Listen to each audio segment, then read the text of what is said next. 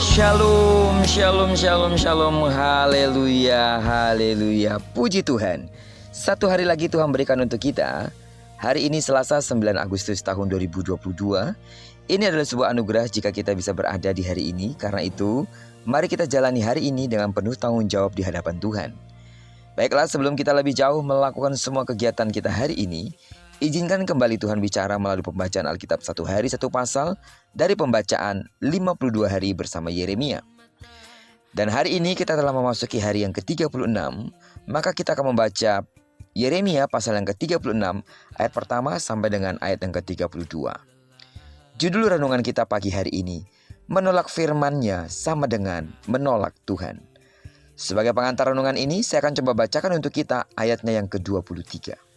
Setiap kali apabila Yehudi selesai membacakan 3-4 lajur, maka raja mengoyak-ngoyakkannya dengan pisau raut, lalu dilemparkan ke dalam api yang di perapian itu, sampai seluruh gulungan itu habis dimakan api yang di perapian itu.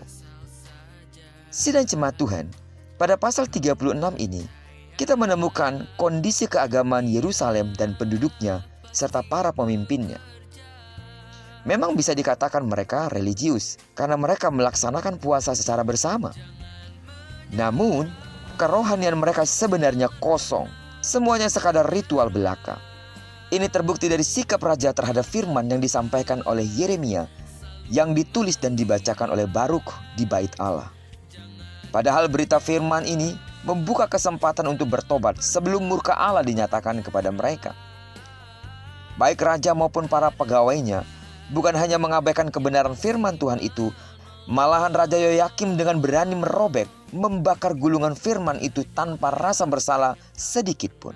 Sikap terang-terangan Yoyakim mewakili sikap seluruh penduduk Yerusalem yang bebal.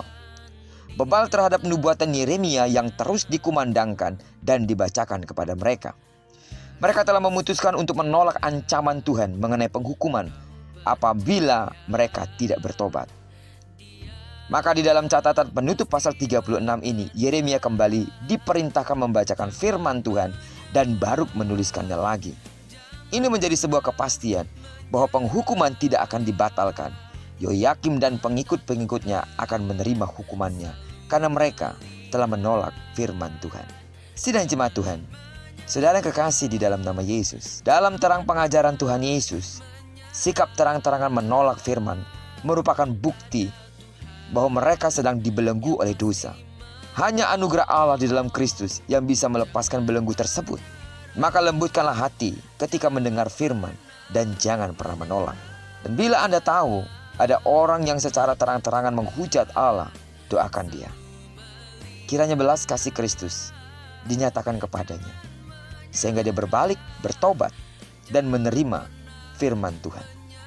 Acap kali ketika firman diberitakan, ada hal yang mungkin betul-betul bertolak belakang dengan pikiran kita. Firman Tuhan menelanjangi kita sungguh-sungguh, menegur kita dengan keras.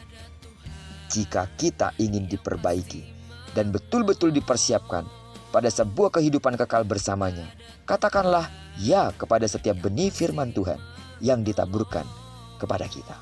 Saudara harus paham, firman Tuhan dengan diri Allah satu adanya.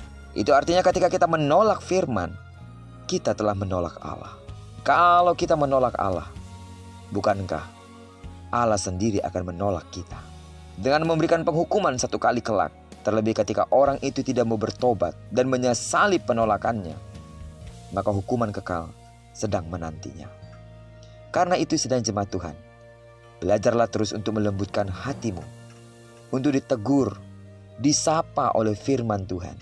Karena setiap benih firman Tuhan yang datang kepada kita, firman itu akan membersihkan kita dari segala pola hidup kita yang bertentangan dengan hati Tuhan, yang membuat kita dapat berjalan dalam kebenarannya. Karena firman itu menjadi pelita bagi kaki kita dan terang bagi jalan-jalan kita. Firman itu akan menerangi jalan kita sehingga kita tidak terantuk, tidak jatuh ke dalam berbagai pencobaan, ke dalam berbagai permasalahan.